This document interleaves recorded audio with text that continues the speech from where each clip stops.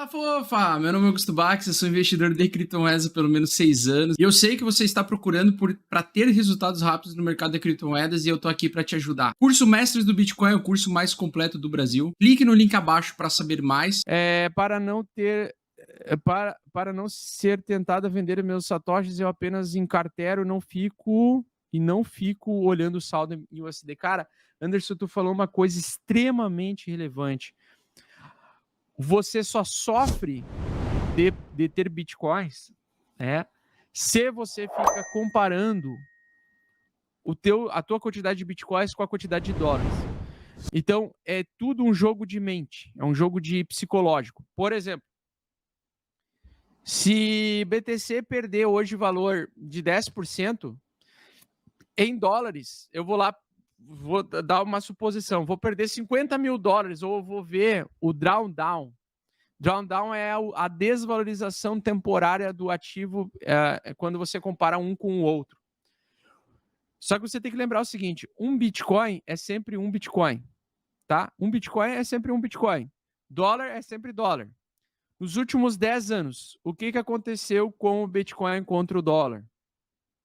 O Bitcoin ele saiu de 10 centavos de dólar uma unidade de Bitcoin para 28 mil dólares por unidade de Bitcoin. Então, o que acontece?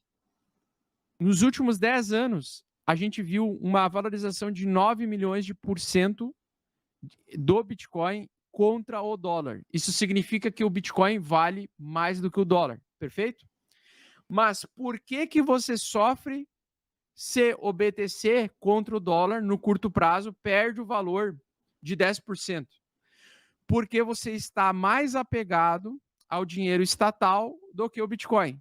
Porque, historicamente falando, ao longo dos anos, o Bitcoin se provou ser mais valioso do que o dólar.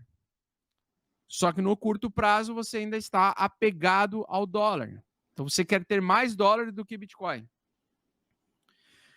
A tua vida, você vai ficar mais feliz psicologicamente para aquele cara que é iniciante, né? Se ele tem mais dólares para o iniciante ou mais reais. E dói muito para ele ver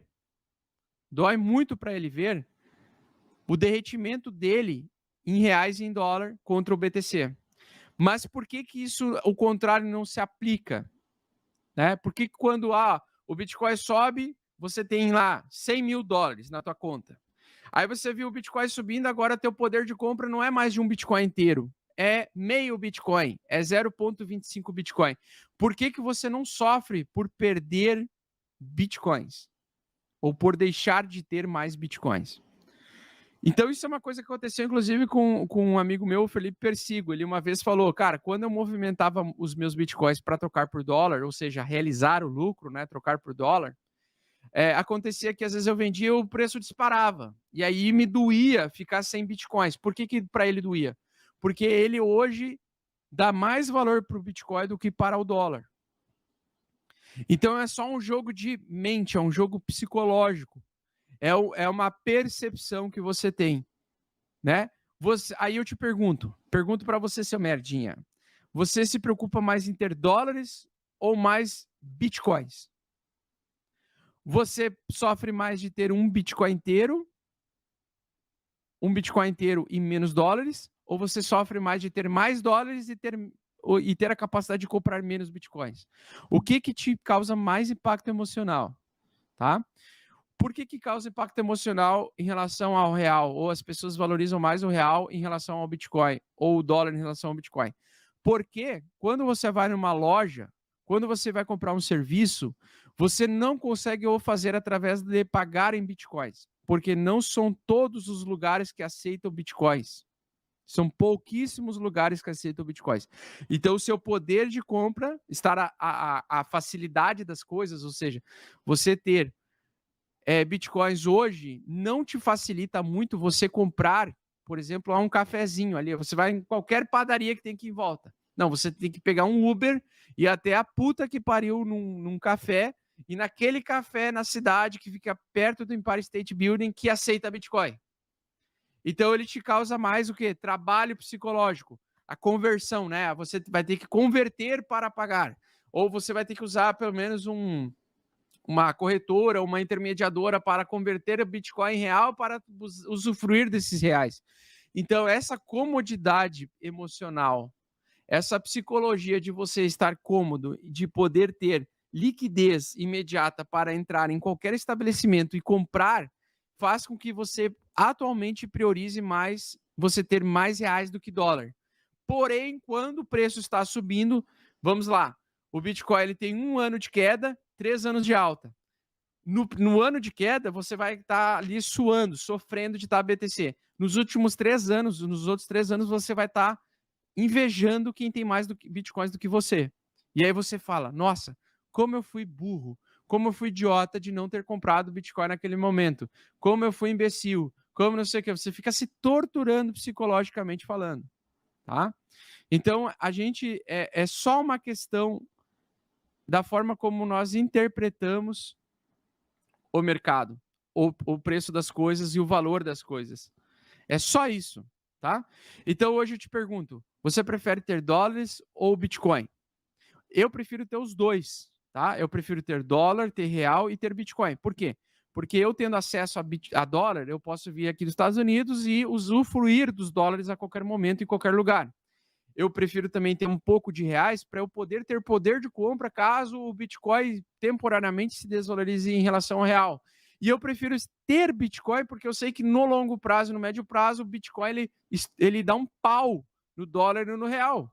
Ele é muito mais valioso do que o dólar e o real.